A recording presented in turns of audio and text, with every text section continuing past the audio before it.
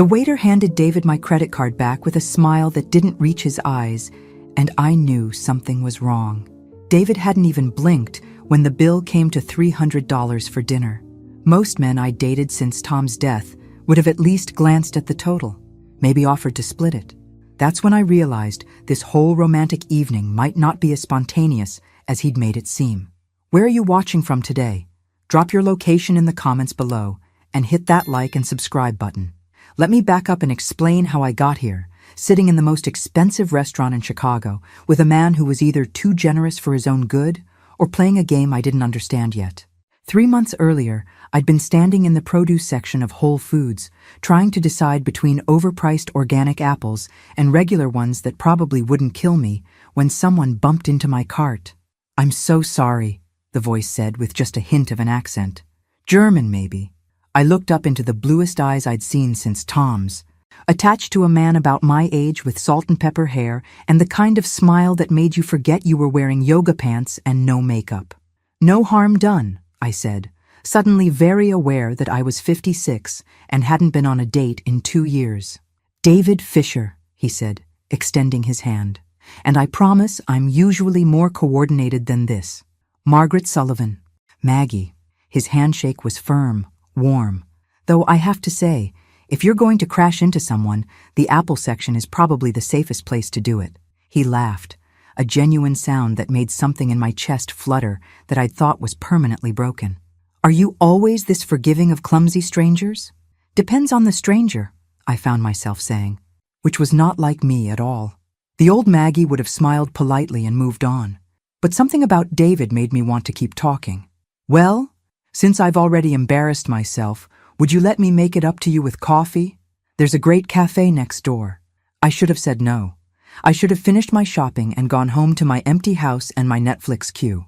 Instead, I heard myself saying, "I'd like that." That coffee turned into dinner the following week. Dinner turned into walks along Lake Michigan. Walks turned into weekend trips to art museums and jazz clubs. For the first time since Tom's funeral, I felt alive again. David was everything Tom hadn't been. Spontaneous where Tom was cautious. Worldly where Tom was hometown comfortable. He spoke 4 languages, had lived in 6 countries, and owned an import business that seemed to require frequent travel but also gave him flexible schedules. "I've been thinking about visiting my daughter in Germany," he mentioned one evening as we walked through Grant Park. "Emma's studying abroad in Munich. I haven't seen her in months." "That must be hard," I said, thinking of my own daughter Sarah, who lived 2 states away and called every Sunday like clockwork. "It is." He stopped walking and turned to face me. "Maggie, I know this might sound crazy, but would you consider coming with me? Emma's been asking to meet you, and I think you'd love Munich in November." My first instinct was to say no. We'd only been dating 3 months. Meeting his daughter felt like a big step, maybe too big. But then I remembered what my therapist had said about taking chances, about not letting Tom's death be the end of my story. "I'd need to check my passport," I said. "Is that a yes?" "That's a yes." The smile that spread across his face was so bright it could have powered the street lamps. He pulled me into his arms right there on the sidewalk and kissed me like we were 20 years old instead of pushing 60. "You're going to love Emma," he said against my lips. "And she's going to love you." That was 6 weeks ago. Since then, David had handled all the travel arrangements, insisting on paying for everything despite my protests. "You're my guest," he'd say whenever I tried to contribute. "Let me take care of you." It was sweet, romantic even. So why did I feel like something was off? Maybe it was the way he'd deflected when I asked specific questions about his business, or how he never seemed to have mail delivered to his apartment, or the fact that in 3 months I'd never met any of his friends or even learned much about his life before Chicago. But tonight, watching him sign the dinner check without blinking at a number that would cover my grocery budget for a month, I couldn't shake the feeling that I was missing something important. "Nervous about the trip?" David asked, misreading my expression as we waited for the valet to bring his car. "A little," I admitted. "It's been a long time since I traveled anywhere that required a passport. Emma's going to be so excited to finally meet you. She's been planning our whole week."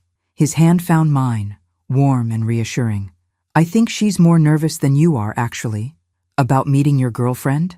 About meeting the woman who's made me happier than I've been in years. The way he said it made my heart skip, and I almost felt guilty for my earlier suspicions. This was David, sweet, thoughtful David, who brought me flowers every Friday and remembered that I liked my coffee with cream, but no sugar. What was wrong with me that I was looking for problems where none existed? The valet returned with David's BMW, another expensive detail I'd noticed but tried not to think about. Import business must be better than I'd realized. So tomorrow night we'll be in Munich, David said as we drove back to my place. Are you ready for your first German adventure? Ready as I'll ever be. I squeezed his hand, pushing my doubts aside. What could possibly go wrong? Famous last words. As my mother used to say, if I'd known then what I know now, I would have gotten out of that car, gone inside my safe little house, and blocked David's number. But I didn't know. Not yet. The flight to Munich was smooth, which should have been my first clue that the universe was lulling me into a false sense of security. David held my hand during takeoff and pointed out landmarks when we began our descent. He was the perfect travel companion, attentive without being clingy, patient when I struggled with the German immigration forms. Nervous about meeting Emma? He asked as we collected our luggage. Terrified, I admitted. What if she doesn't like me? Impossible. He kissed my temple. But if it helps, she's probably more nervous than you are. The Munich airport was a maze of glass and steel, all efficient German design and travelers hurrying in 6 different directions. I tried to look confident and worldly, but honestly, I felt like what I was, a widow from Chicago who hadn't left the country in 15 years. There she is, David said, pointing toward the arrivals area. Emma Fisher was nothing like I'd expected. David's photos hadn't prepared me for how strikingly beautiful she was. Tall, blonde, with cheekbones that belonged on a magazine cover. She waved when she saw us, her smile bright and welcoming. Papa. She embraced David with genuine warmth before turning to me. And you must be Maggie. I've heard so much about you. Her English was perfect, with just the faintest trace of an accent. She hugged me too, which surprised me. Most 20-something kids were awkward around their parents' new relationships. It's wonderful to finally meet you, Emma. David talks about you constantly. All lies, I'm sure, she said with a laugh that reminded me of her father's. Come, let's get you to the apartment. You must be exhausted. The drive through Munich was like stepping into a fairy tale. Medieval architecture mixed with modern buildings. Everything clean and orderly in that distinctly German way. Emma kept up a steady stream of conversation, pointing out landmarks and asking about my flight. Papa said you're an interior designer, she asked, glancing at me in the rearview mirror. Was. I'm semi-retired now. Since Tom's death, work had lost its appeal. I had enough saved to be comfortable, and motivation was harder to come by these days. How wonderful that you have the freedom to travel now. Papa's been so excited about showing you Germany. Something in her tone made me look more closely at her expression in the mirror. Was that amusement in her eyes? I told myself I was imagining things. The apartment was in a beautiful building in the Schwabing district, all high ceilings and period details. Emma carried herself through the space like she owned it, which seemed odd for a college student studying abroad. This is incredible, I said, taking in the expensive furniture and original artwork. How does a student afford something like this? Emma and David exchanged a quick glance that I almost missed. Papa helps with expenses, Emma said smoothly.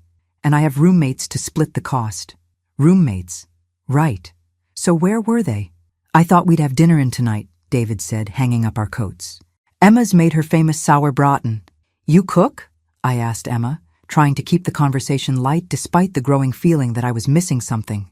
A woman of many talents, she said with that same bright smile. I hope you're hungry. Dinner was delicious, but I found myself watching Emma and David more than enjoying the food.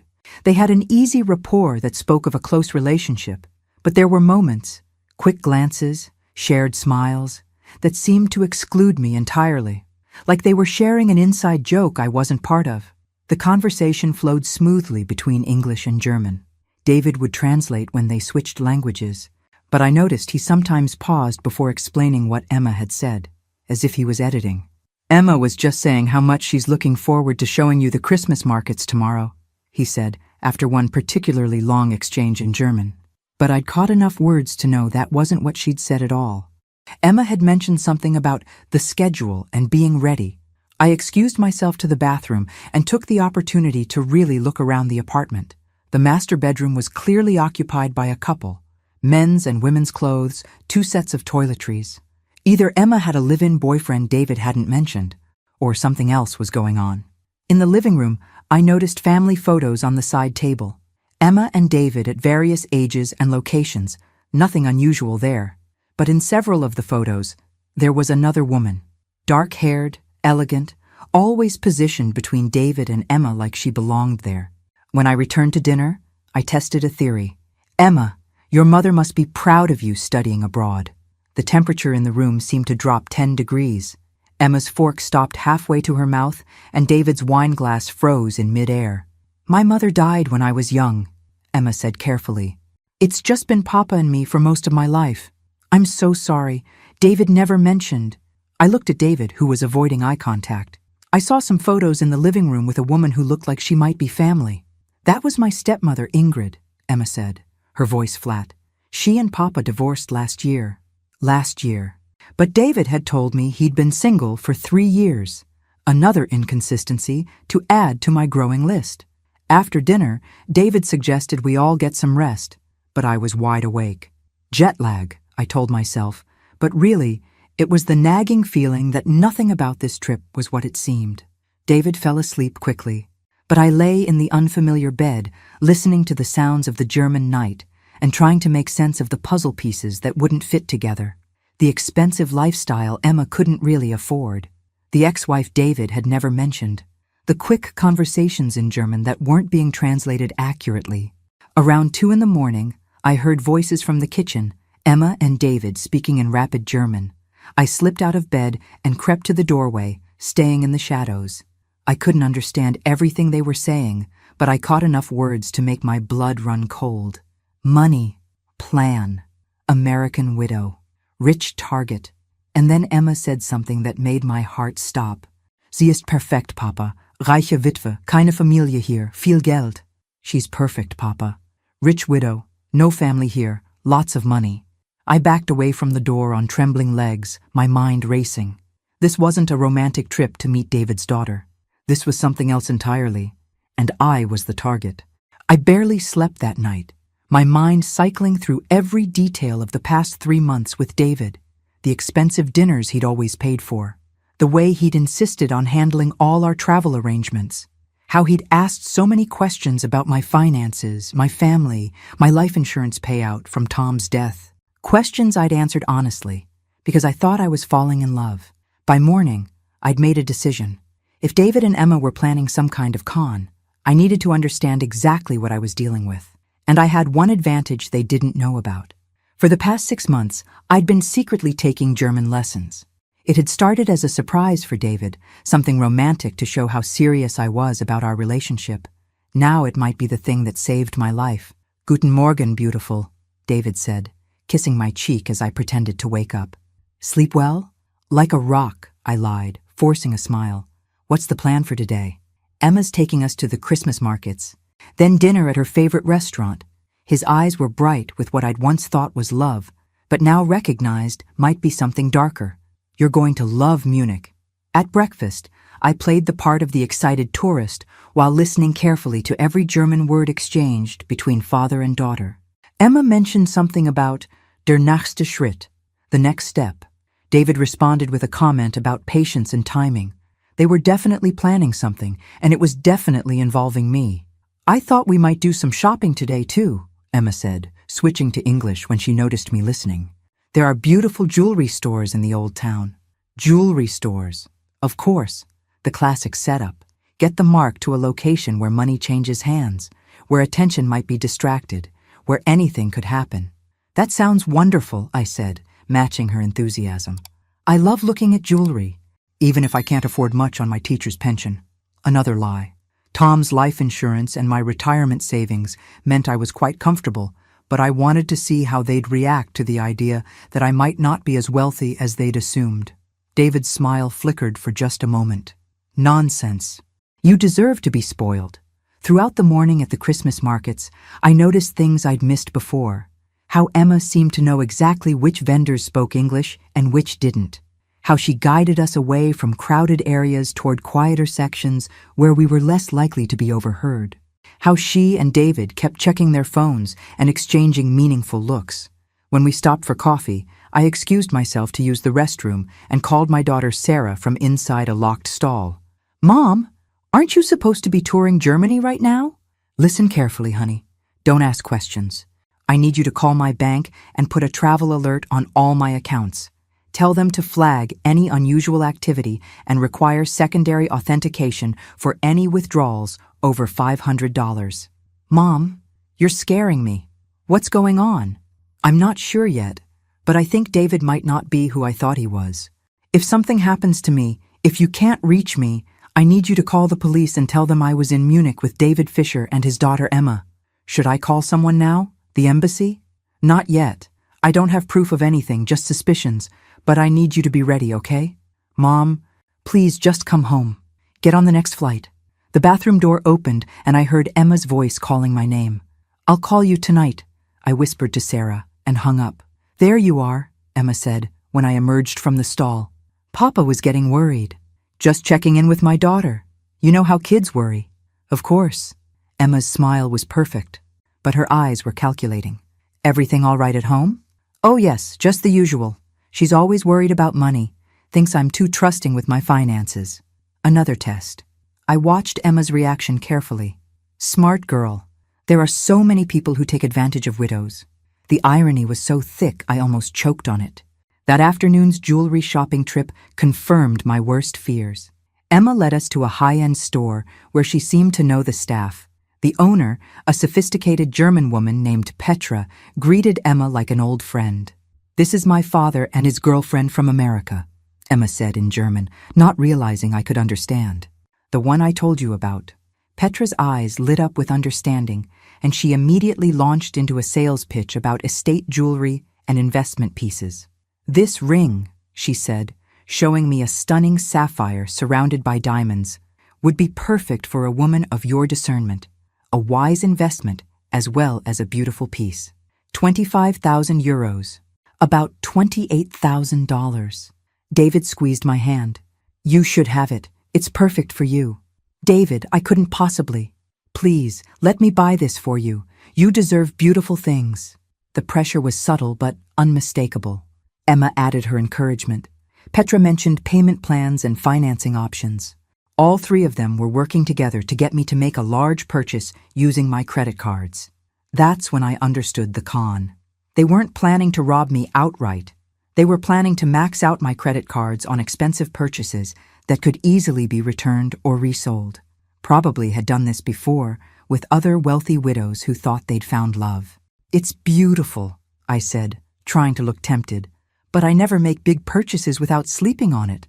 Old habit." I saw frustration flash across Emma's face before she covered it with another smile. "Of course," David said. "Very sensible. We can come back tomorrow." But I noticed him exchange a look with Petra that suggested tomorrow might not be soon enough for whatever they were planning. That evening at dinner, I made my move. When Emma excused herself to the restroom, I leaned across the table and took David's hand.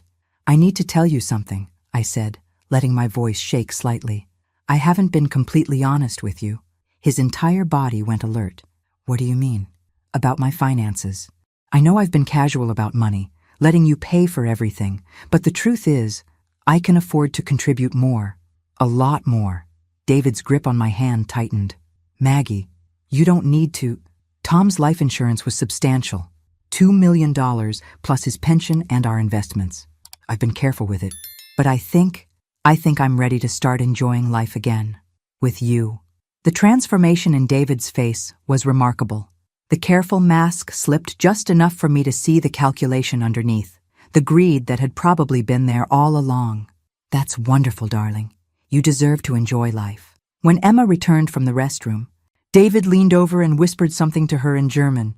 I caught the words, 2 Millionen, 2 million, and saw Emma's eyes light up like Christmas morning. They thought they'd hit the jackpot. A lonely, trusting widow with $2 million and no one in Germany to protect her. What they didn't realize was that they'd just confessed to attempted fraud, and I'd understood every word. I spent another sleepless night planning my next move while David snored peacefully beside me. Every logical part of my brain said to run, call a taxi to the airport, get on the next flight home, and let the police sort it out later. But a deeper part of me, the part that had gotten me through Tom's death and starting over at 54, wanted answers. How long had they been planning this? How many other women had they targeted? And what exactly was their endgame? Over breakfast, Emma was unusually animated. I thought today we might visit Neuschwanstein Castle, she said, showing me pictures on her phone. It's only 2 hours by car, and the scenery is magnificent. 2 hours by car, away from Munich, away from crowds, away from anyone who might help me if things went wrong. That sounds amazing, I said, butter my roll with hands that only trembled slightly. Though I have to admit, all this rich food is catching up with me. I might need to find a pharmacy for some stomach medicine. Of course, David said immediately. We can stop on the way. But Emma had already pulled out her phone. I have something that will help, she said, producing a small bottle from her purse. German herbal remedy, much better than American medicine. She shook 2 pills into her palm. Take these with your coffee. You'll feel better in an hour. I stared at the pills. They looked innocuous enough. Small, white, unmarked. But every instinct I had was screaming not to put them in my mouth. Thank you, but I'm allergic to most herbal supplements, I lied. I'll just pick something up at a pharmacy. Emma's smile didn't waver, but her eyes hardened slightly. Are you sure? These are very gentle. I'm sure. But thank you for thinking of me. I pretended to slip the pills into my pocket while actually palming them. Later, in the bathroom, I wrapped them in tissue and tucked them into my cosmetics bag. If I was right about what they were, I might need them as evidence. The drive to Neuschwanstein Castle was beautiful and terrifying in equal measure. Emma drove while David played tour guide, pointing out landmarks and sharing stories about Bavarian history.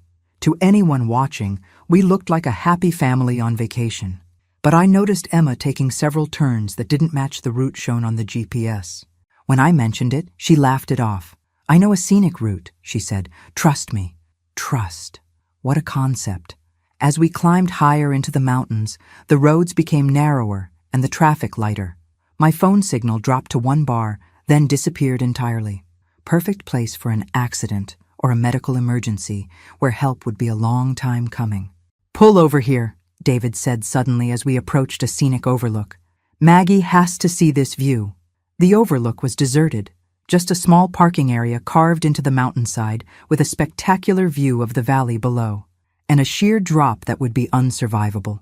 It's breathtaking, I said, staying close to the car while David and Emma walked to the edge of the overlook. They stood together, looking down into the valley, and I heard Emma say something in German about making it look natural.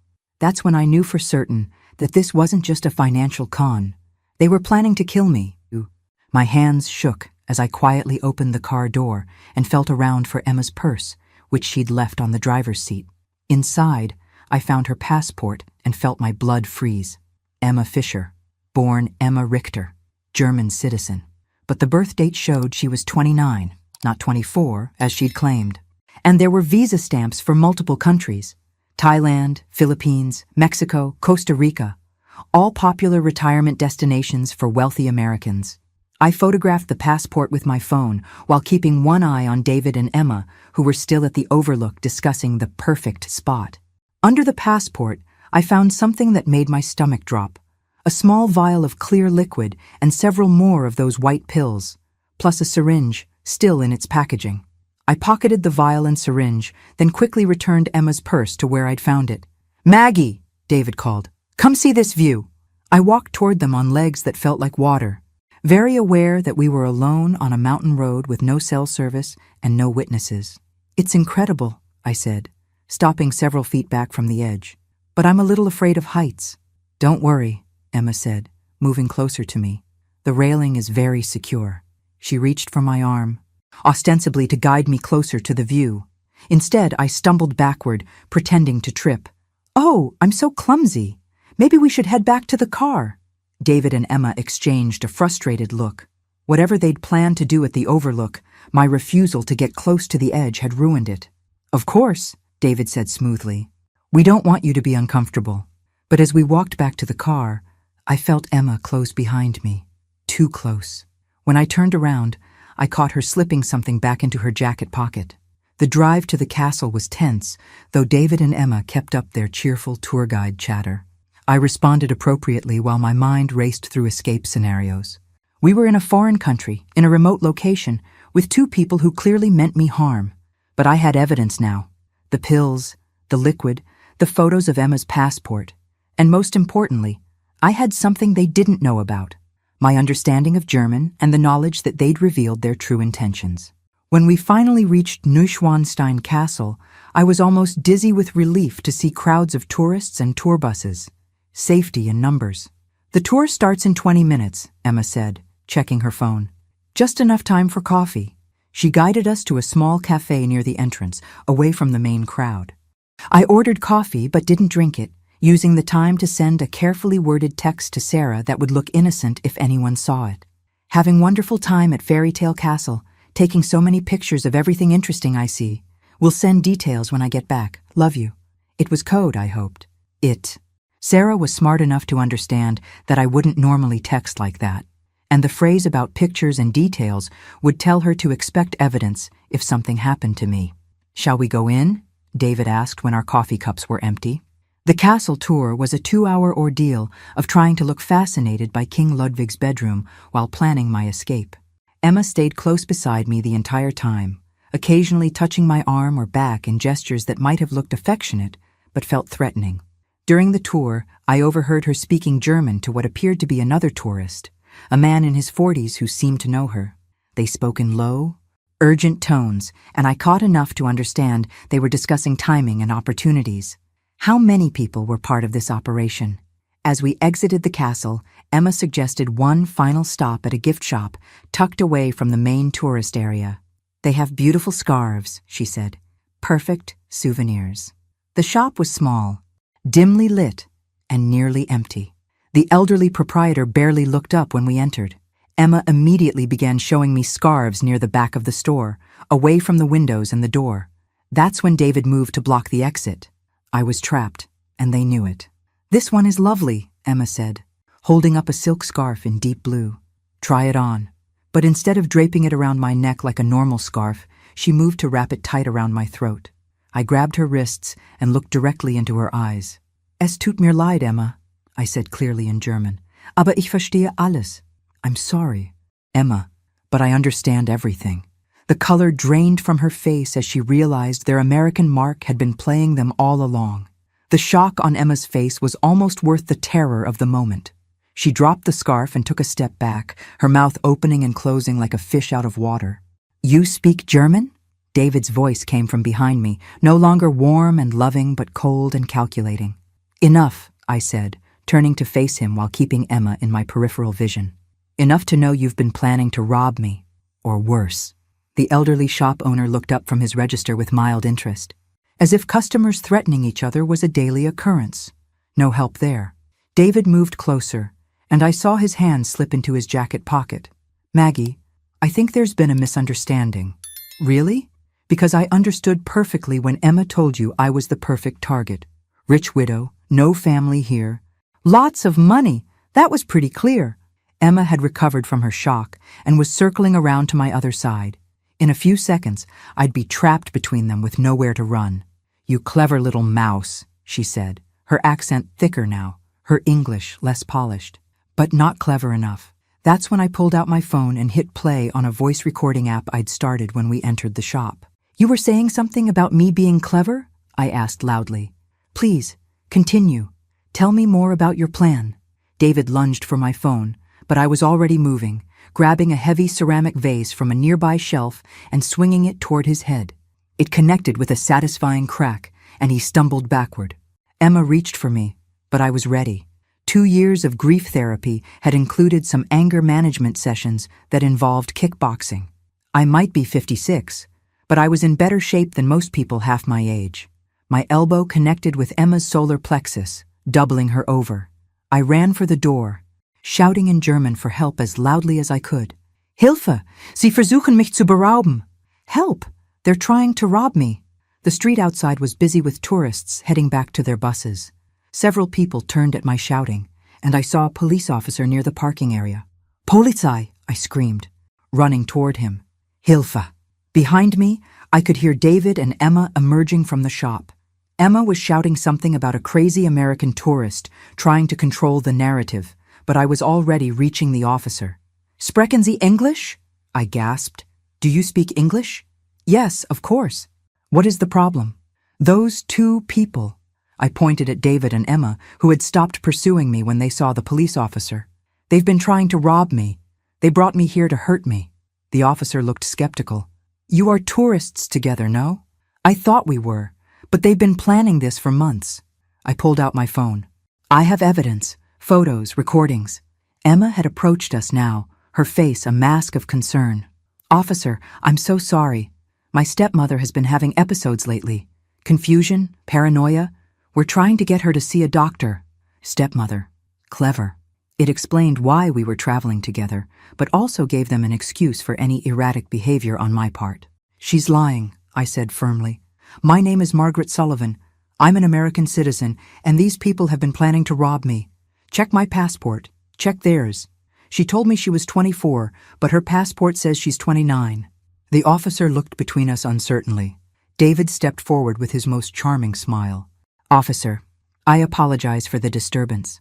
My girlfriend has been under a lot of stress lately, and I think the travel has been too much for her. He spoke with the authority of a man accustomed to being believed. Perhaps you could recommend a doctor who speaks English? I could see the officer being swayed. 3 Americans having a family dispute wasn't high on his priority list, and David's calm, reasonable demeanor was more convincing than my frantic accusations. I need to make a phone call, I said quickly, to the American embassy. Of course, the officer said, but perhaps it would be better to resolve this quietly. No? Return to your hotel, rest, talk with your family. David nodded eagerly. Exactly what I was thinking. Thank you, officer. But as we walked back toward Emma's car, I realized I'd just made a terrible mistake. I'd revealed that I knew their plan, but I hadn't gotten away from them. Now they knew I was a threat, and they'd be desperate to silence me. Get in the car, Maggie, David said quietly. His hand was back in his pocket, and I was sure he had a weapon. I think I'd prefer to take the bus back to Munich, I said. I don't think that's an option anymore, Emma said, opening the car door. Please don't make this harder than it has to be. The bus was already pulling away, taking my last chance at safety with it. The police officer had moved on to other tourists. We were alone again.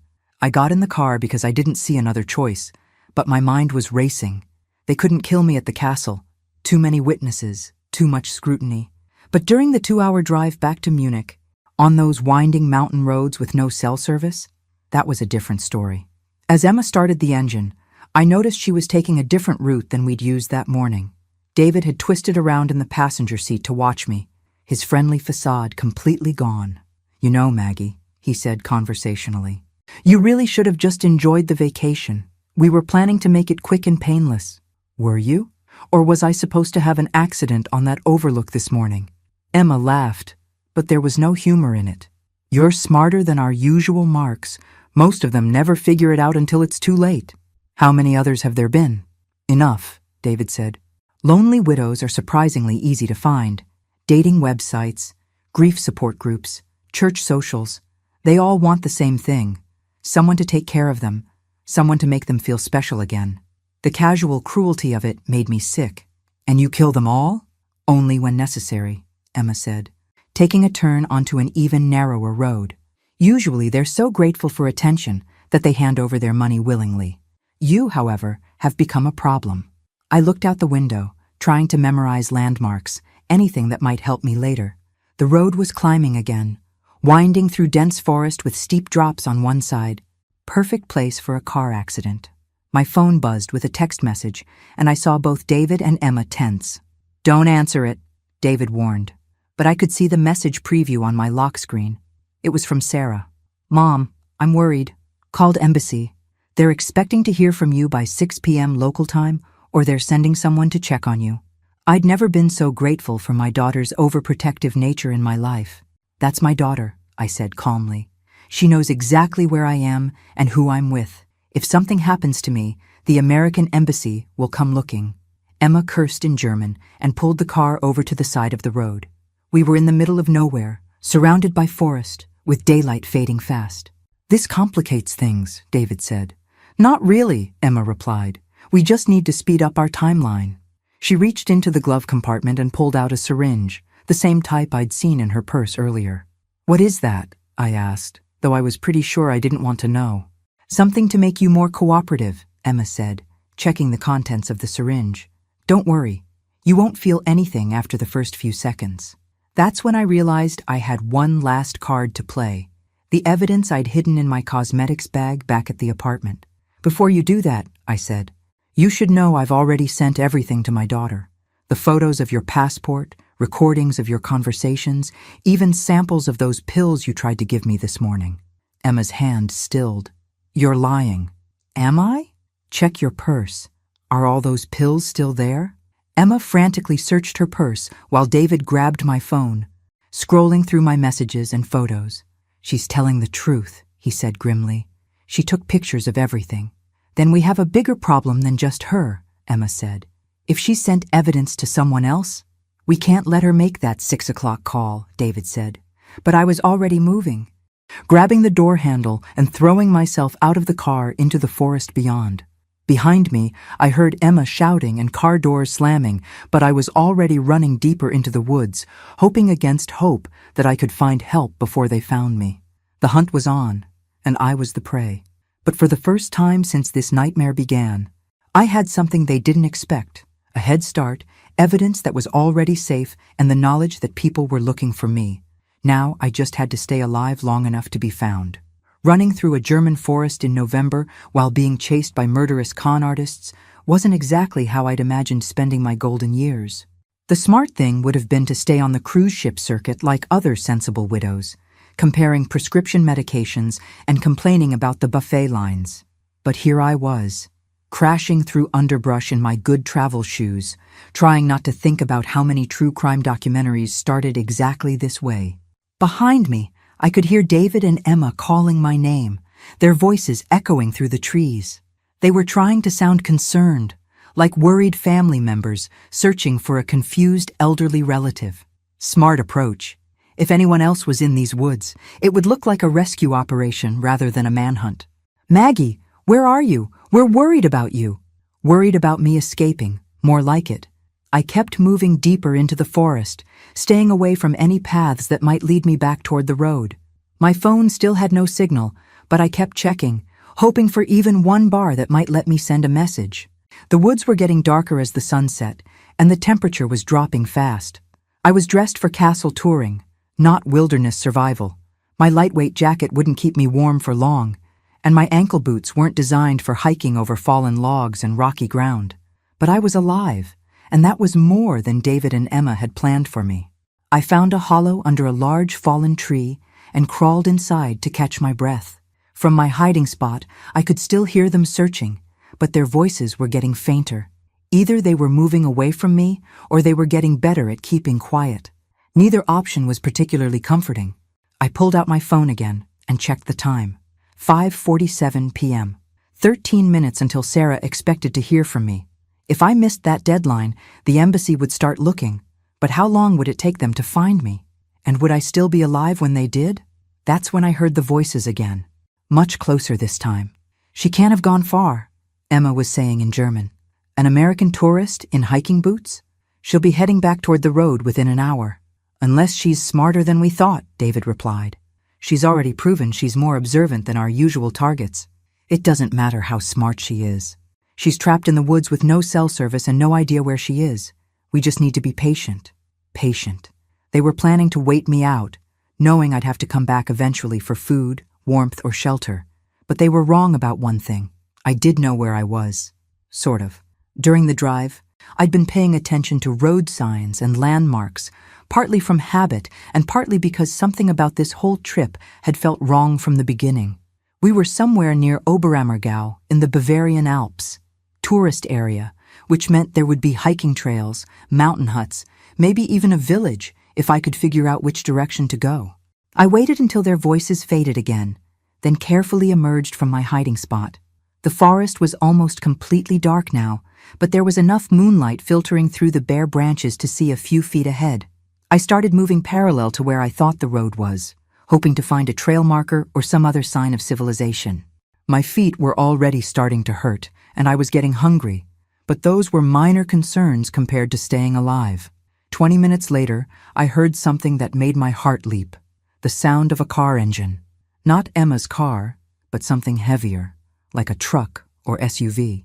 I moved as quickly as I dared toward the sound, emerging from the tree line just as a German Forestry Service vehicle drove past on a narrow dirt road I hadn't known existed. I ran into the road, waving my arms and shouting in German, "Hilfe! Bitte helfen Sie mir!" The truck stopped, and a man in uniform got out. He looked to be in his 30s, with the kind of calm competence you'd want in an emergency situation. Was es passiert? What happened? "I'm American," I said, switching to English. "There are people trying to hurt me. Please, I need to call the police." He studied my face for a moment, probably trying to decide if I was a genuine victim or just another confused tourist. My torn jacket and the scratches on my hands from running through the woods must have been convincing evidence. "Get in," he said in accented English. "I will take you to the station." I climbed into the passenger seat, almost crying with relief. For the first time in hours, I felt safe. "My name is Klaus Muller," he said as we drove. "I am forest ranger here. You said someone is trying to hurt you?" I gave him the abbreviated version. American tourist, boyfriend, and his daughter planned to rob me, chased me into the woods. I didn't mention the murder attempt or the syringe. That could wait for the police. "Where are they now?" Klaus asked. "Still looking for me, I think. They had a car, blue BMW with Munich plates." I tried to remember the license number but came up blank. Klaus radioed something to his headquarters in rapid German, then looked at his watch. "Police will meet us at the ranger station. 10 minutes. 10 minutes. I could survive 10 more minutes. But as we rounded a bend in the road, Klaus suddenly hit the brakes. Emma's BMW was parked sideways across the narrow road, blocking our path. "That's them," I whispered. Klaus immediately put the truck in reverse, but it was too late. David appeared at the driver's side window with what looked like a gun, while Emma approached from my side. "Turn off the engine," David said calmly, "and both of you get out slowly." Klaus looked at me apologetically. "I am sorry. I should have been more careful." "It's not your fault," I said. "They've been planning this for months." We climbed out of the truck with our hands visible.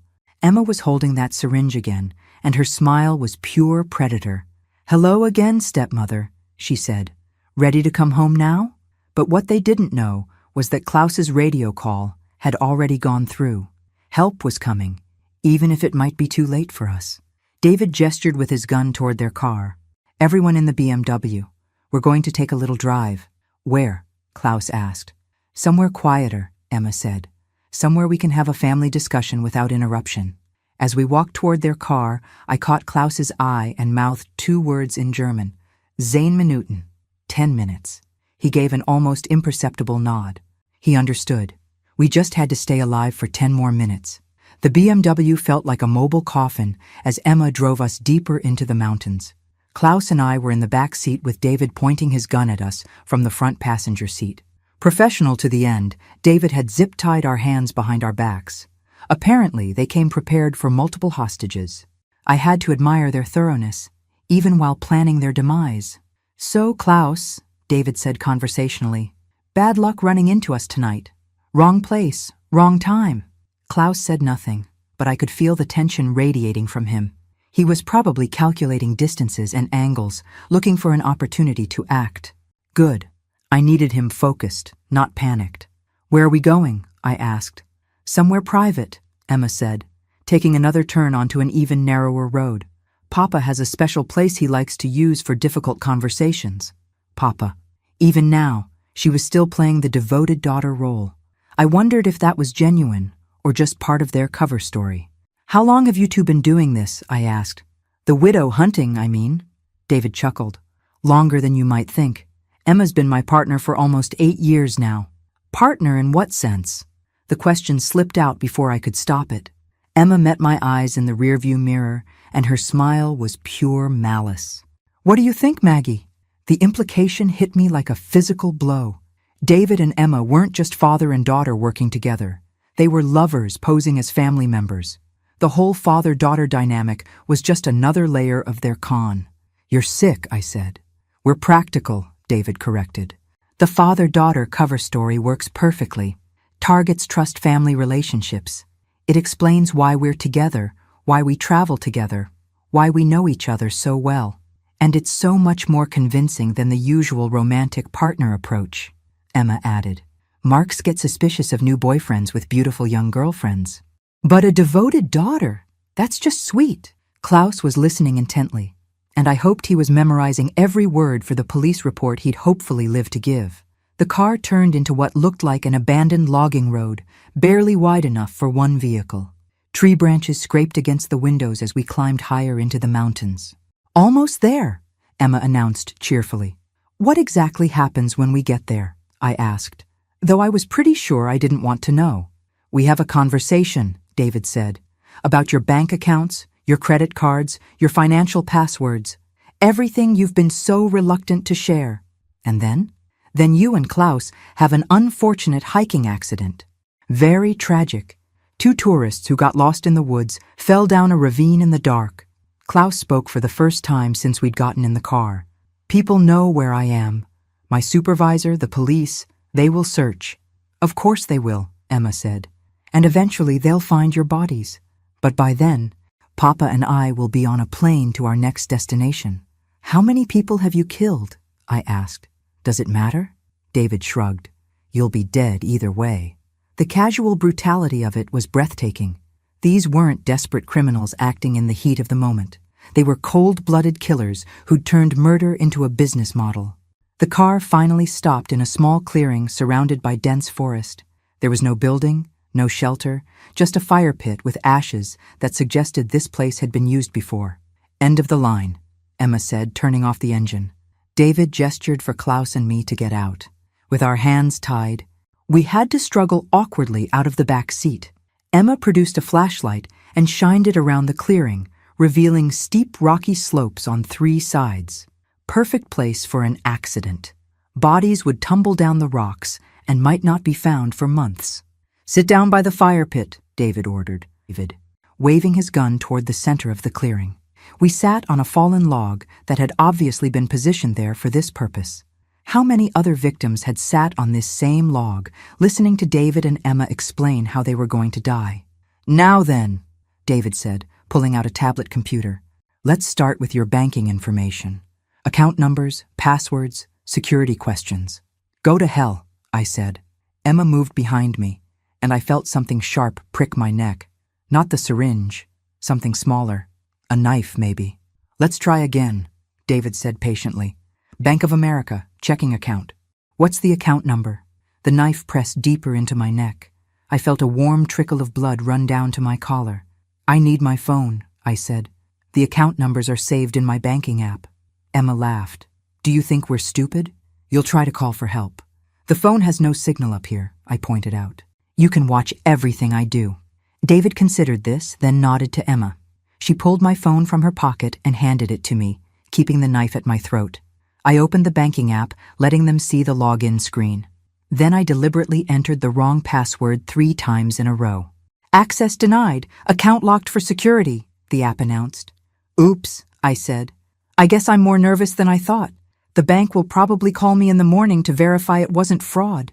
David's face darkened. "You did that on purpose." "Did I? I'm 56 years old and being held at knife point in the woods.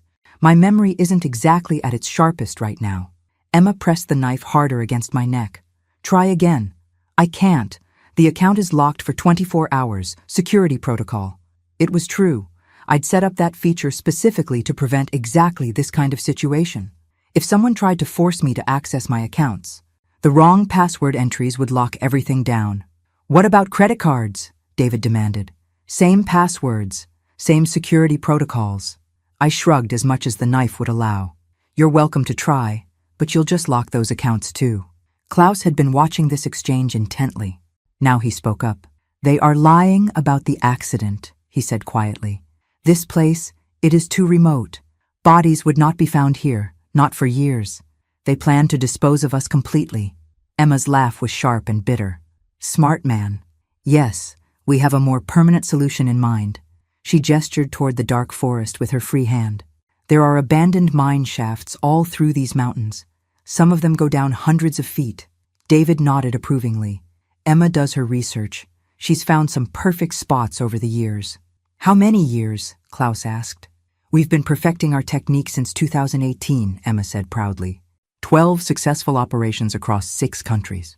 12 victims. 12 families who probably still wondered what happened to their loved ones." That's when I heard it. The faint sound of a helicopter in the distance.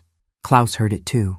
His posture straightened slightly, and I saw hope flicker in his eyes. But David and Emma were too focused on their victory speech to notice the approaching sound. "The beauty of the widow market," David was explaining, "is that they're often isolated from family, financially comfortable, and desperate for companionship.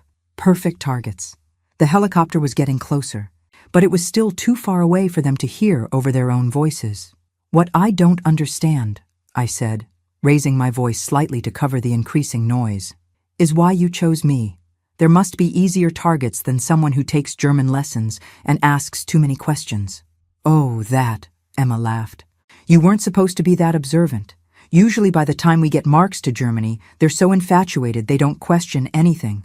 The helicopter sound was much louder now, but they still didn't seem to notice. "Also," David added, "your financial profile was irresistible.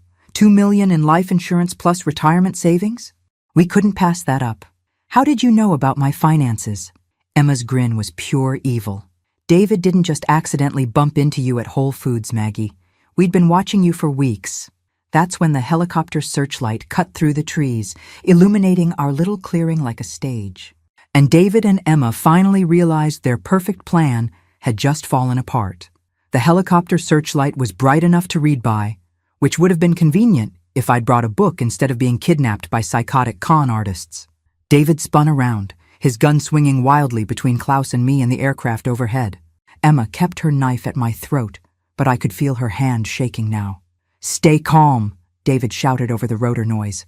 "They can't land here. We still have time." "Time for what? To kill us faster?" The helicopter circled the clearing once, then moved off to look for a landing spot.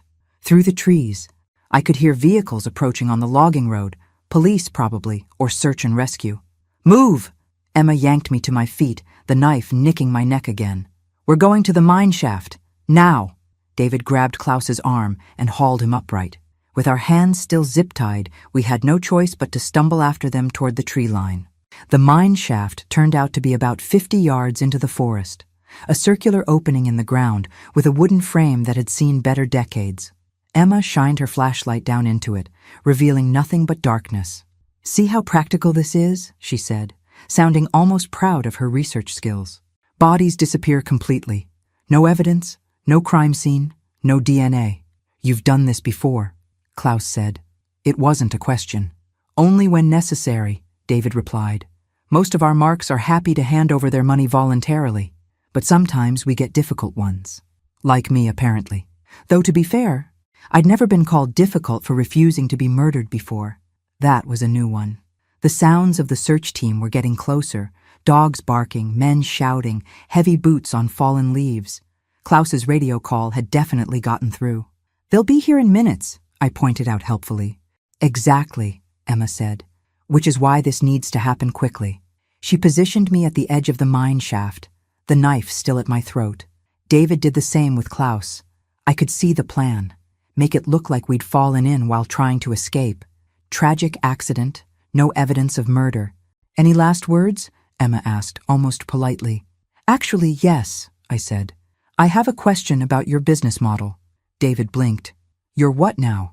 "Your business model. See, I was a financial consultant before I retired, so I'm curious about the economics of your operation."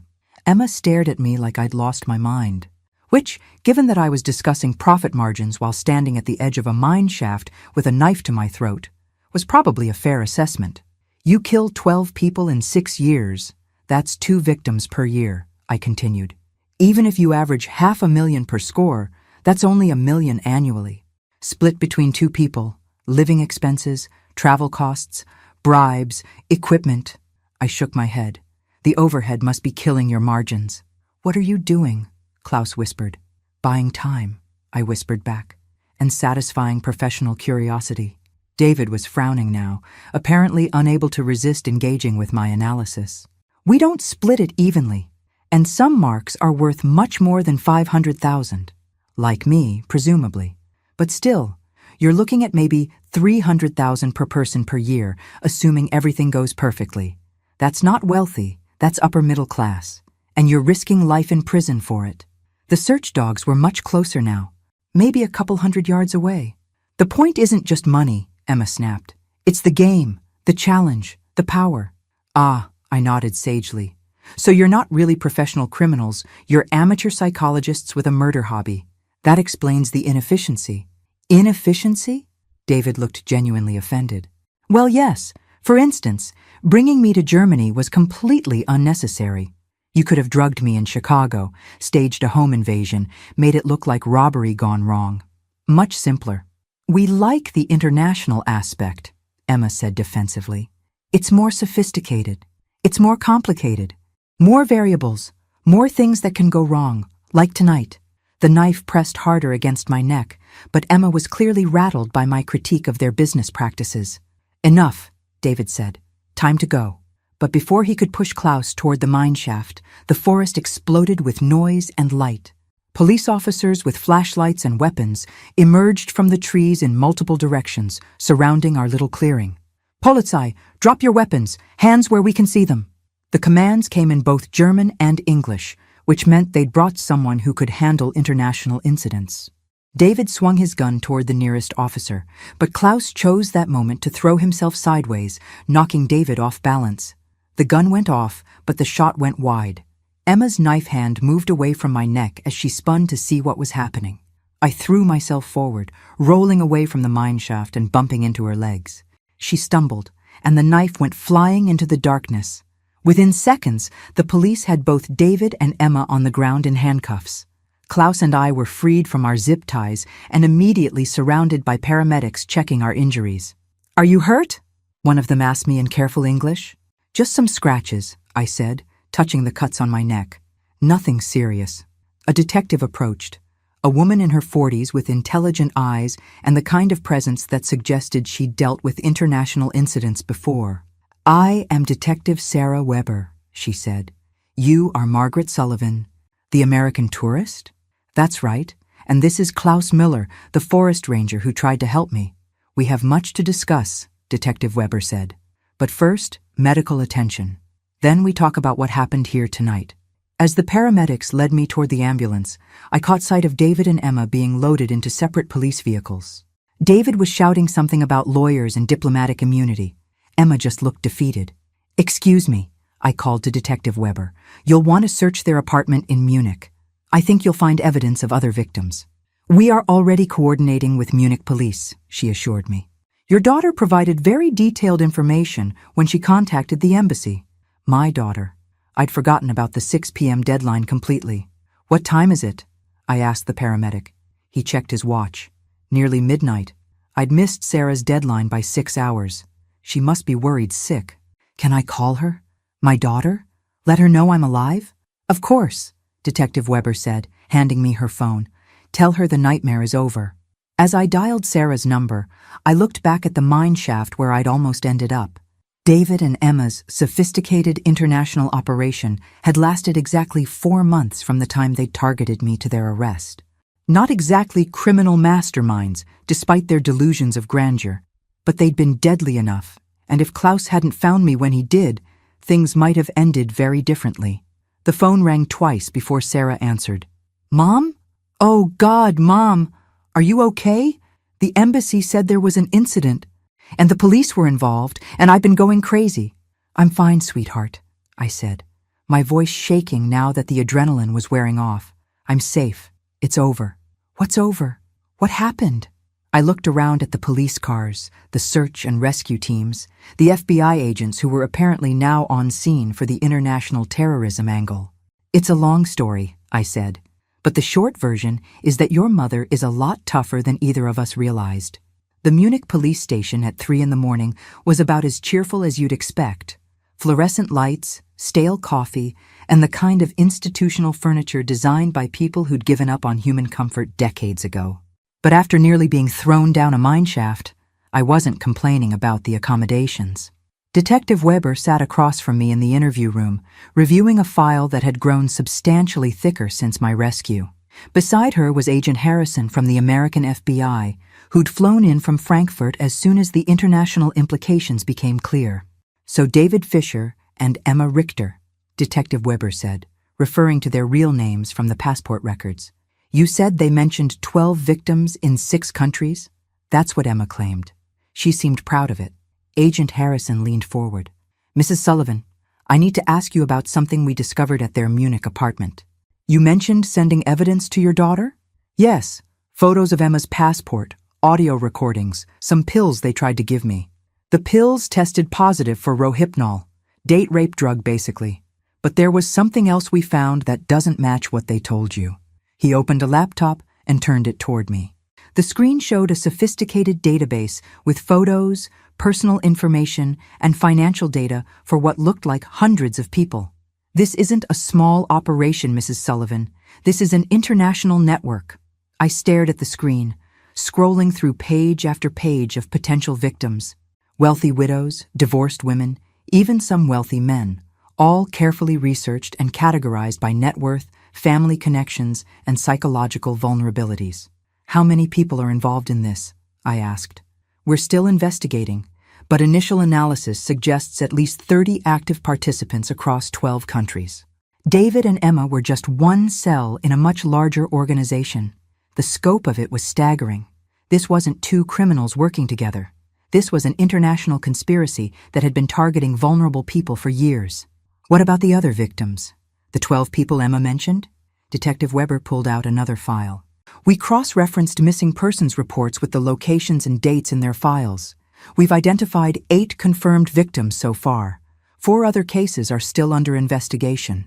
8 confirmed murders. Families who'd been wondering what happened to their loved ones for years." "There's something else," Agent Harrison said. "The database shows they'd been planning to target you for over a year." "A year? But I only met David 3 months ago." "They researched you thoroughly before making contact. Your financial situation, your late husband's life insurance, your daily routines, your emotional vulnerabilities after his death. The encounter at Whole Foods wasn't accidental. It was a carefully planned approach. The violation of it was almost worse than the attempted murder. They'd been studying me, learning my weaknesses, planning my death before I even knew they existed."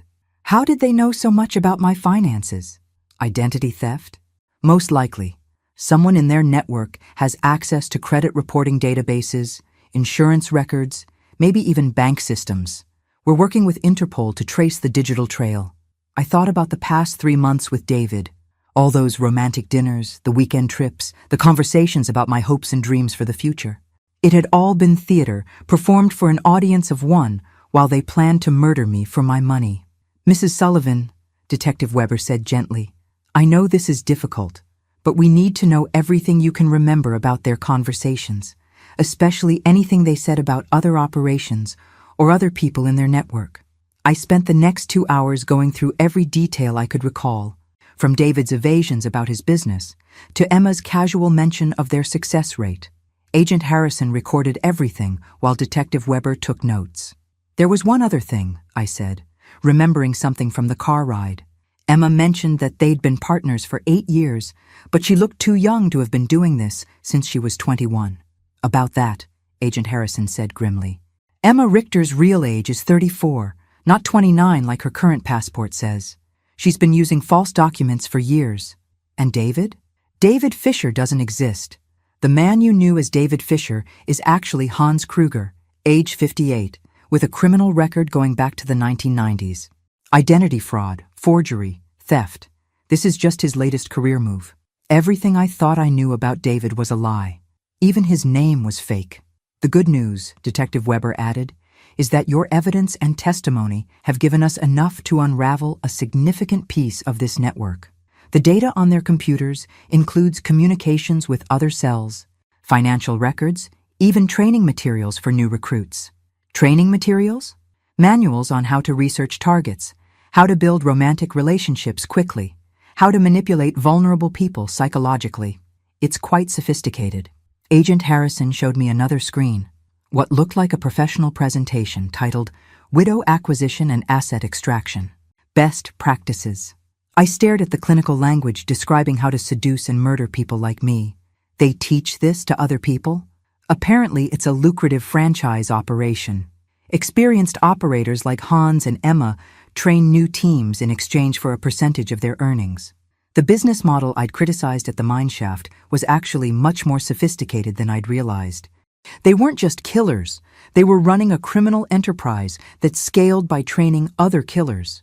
How many other people are out there right now targeting someone like me? We don't know yet, Agent Harrison admitted. But we're coordinating with law enforcement in 6 countries to investigate everyone in their database. My phone buzzed with a text from Sarah. Landed in Frankfurt. Flying to Munich. Will be there by noon. I showed the message to Detective Weber. My daughter is coming to Germany. Good. You'll need family support during the investigation process. This case will likely take months to fully resolve. Months. I thought about going home to Chicago. Back to my quiet little life where the biggest excitement was choosing between cable news channels. After everything that had happened, it sounded wonderfully boring. Mrs. Sullivan, Agent Harrison said, there's one more thing you should know. Because of your cooperation and the evidence you provided, we've been able to prevent what would have been their next operation. What do you mean? Detective Weber pulled out a photograph, a woman about my age with kind eyes and a gentle smile. This is Patricia Reynolds from Phoenix, Arizona. Hans was planning to make contact with her next week. Patricia looked like she could be my sister. Same demographic, same vulnerabilities, same trusting nature that had made me such an attractive target. Thanks to you, Agent Harrison said, Patricia will never know how close she came to becoming victim number 13.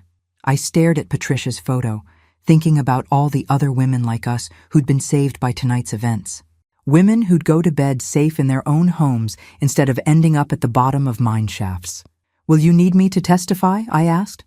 Almost certainly, both in Germany and likely in the United States when we extradite the ones we can prosecute domestically.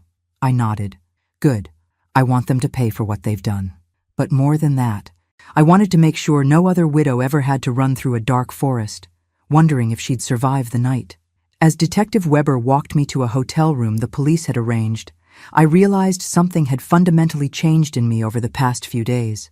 The woman who'd boarded that plane to Munich had been looking for romance and adventure. The woman walking through these police station corridors had found something else entirely, her own strength, and a purpose she'd never expected. David and Emma thought they were hunting a vulnerable prey. Instead, they'd awakened something in me that had been sleeping since Tom's death. They'd turned me into someone who fought back. 6 months later, I sat in a federal courthouse in Chicago, watching Hans Kruger, the man I'd known as David Fisher, receive 4 consecutive life sentences without possibility of parole. Emma Richter got the same sentence an hour later. The judge's words echoed through the courtroom. The systematic targeting and murder of vulnerable individuals represents one of the most callous criminal enterprises this court has ever encountered. Sarah squeezed my hand as the bailiffs led them away in chains. Neither David nor Emma looked at me, but that was fine. I had nothing left to say to them anyway.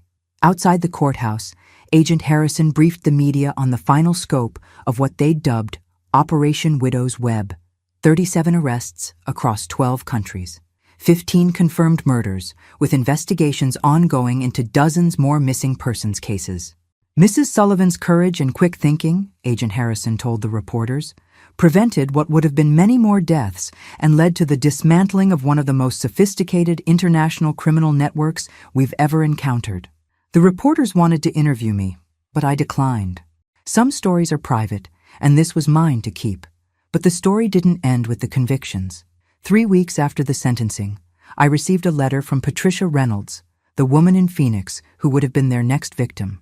Dear Margaret, she wrote, I can never adequately thank you for saving my life. If you hadn't been brave enough to fight back, I would probably be dead by now, and my family would never have known what happened to me.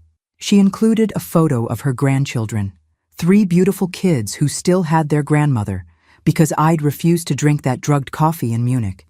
That letter was followed by others. Families of previous victims who finally had answers about what happened to their loved ones. Law enforcement officers from around the world who wanted to thank me for my cooperation with the investigation. Most surprising was a letter from the FBI, asking if I'd be interested in consulting on cases involving crimes against seniors. Your experience and insights, the letter read, could help us protect other potential victims and train our agents to recognize these types of operations. Consulting for the FBI wasn't something I'd ever imagined on my retirement bucket list. But then again, neither was being hunted through German forests by murderous con artists, and I'd manage that just fine. I said yes. My first case was a dating app scam targeting divorced women in Florida. My second involved a fake charity operation preying on elderly donors in California. By my third case, I realized I'd found my new purpose in life. The work wasn't easy. It meant constantly confronting the worst of human nature. The predators who see kindness as weakness and vulnerability as opportunity. But it was meaningful in a way my old career had never been. Every scammer we caught, every network we dismantled, meant someone's grandmother or mother or sister would go to bed safe instead of becoming another statistic. Sarah worried about me at first. "Mom, you've been through enough trauma. Why put yourself through more of this?" But she understood when I explained it to her. "I spent 2 years after your father died feeling helpless and invisible. David and Emma saw that vulnerability and thought they could exploit it. They were wrong. The woman they tried to kill in those German mountains was stronger than any of us realized. The question was, what to do with that strength?" A year after the trial, I was invited to speak at a conference for law enforcement professionals about recognizing and preventing elder financial abuse. Standing at that podium, looking out at an audience of FBI agents, police detectives, and prosecutors, I thought about how far I'd traveled from that grocery store in Chicago, where this all began. "The most important thing to understand," I told them, "is that predators count on us being polite, trusting, and embarrassed to ask for help.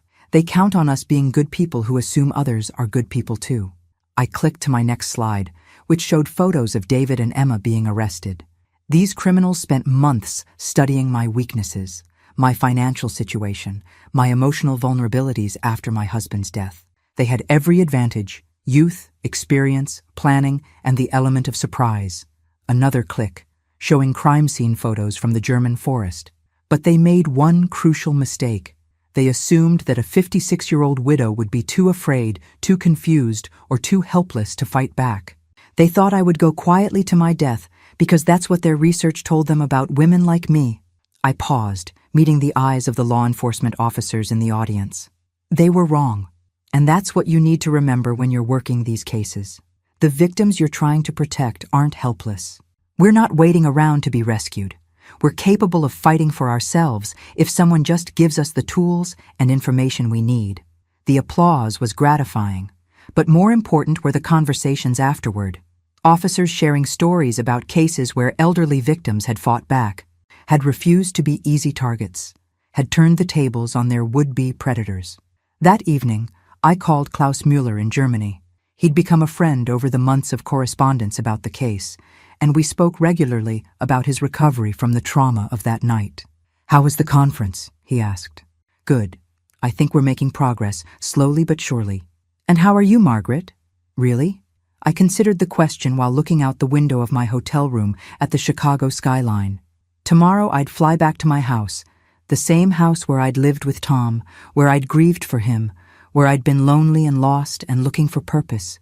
But I wasn't the same woman who'd left that house to meet David for dinner all those months ago. "I'm better than fine, Klaus. I'm exactly who I was always supposed to be."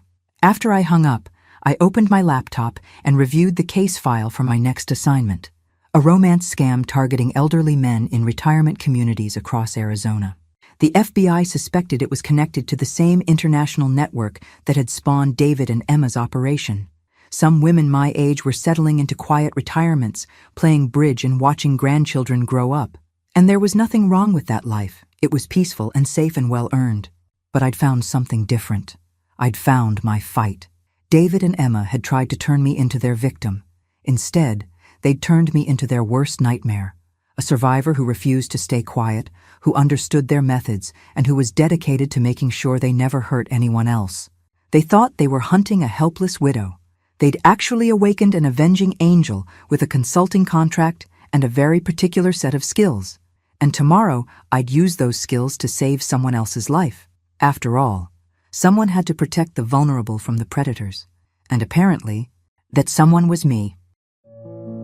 Thanks for listening. Don't forget to subscribe and feel free to share your story in the comments. Your voice matters.